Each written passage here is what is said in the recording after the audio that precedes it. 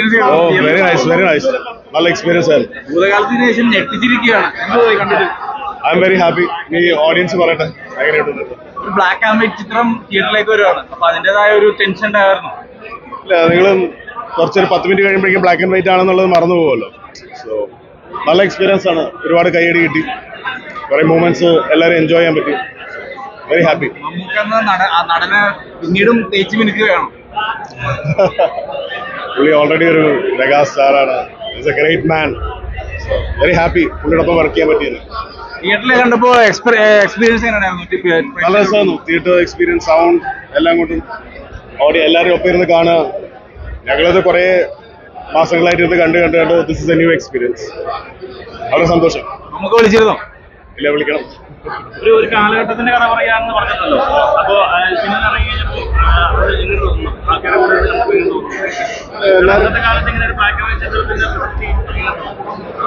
Black and white ഒരു experience. കുറെ പേര് ബ്ലാക്ക് ആൻഡ് വൈറ്റ് കാണാനായിട്ട് തിയേറ്ററിലേക്ക് വരും. കളർന്നുള്ള ഫോമാറ്റ് ഈ ഒരു പീരിയഡ് ഫിലിം ആയതുകൊണ്ട് അത് ഭയങ്കരമായിട്ട് ഹെൽപ്ഫുൾ ആവും എന്നാണ് എന്നാണ് വിശ്വസിക്കുന്നത്. ഡെഫിനറ്റ്ലി ബാക്കി എല്ലാവരും കാണട്ടെ, കണ്ടിട്ട് അഭിപ്രായം പറയട്ടെ. വേറെ ലെവൽ. ഇത് തിയേറ്റർ എക്സ്പീരിയൻസ് ചെയ്യുന്ന പടം തന്നെയാണ്. അടിപൊളിയായിട്ട്. ഒപ്പം മച്ചുവിനെ കണ്ടതില് ഭയങ്കര ഹാപ്പി. അയ്യോ, ഇപ്പോഴും ഗൂസ് ബംസ്. അടിപൊളിയായിട്ട്. അർജുന അശോകന്റെ ഇന്നേ വരെ ഇറങ്ങിയതിൽ ഏറ്റവും മികച്ച സിനിമ എന്ന് പറയാൻ പറ്റും? തീർച്ചയായും. കണ്ടിട്ട് അടിപൊളി അടിപൊളി.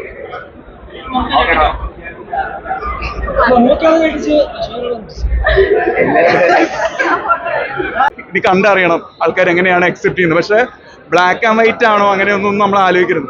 ഒരു മുഴുനീള ഹൊറർ എക്സ്പീരിയൻസ് കിട്ടണമെങ്കിൽ വന്ന് തിയേറ്ററിൽ തന്നെ കാണണം. Thank you.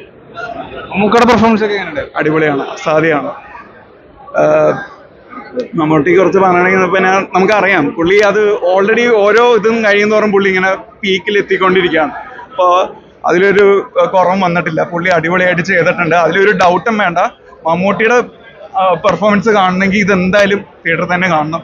എല്ലാവരും നന്നായിട്ട് ചെയ്തിട്ടുണ്ട്.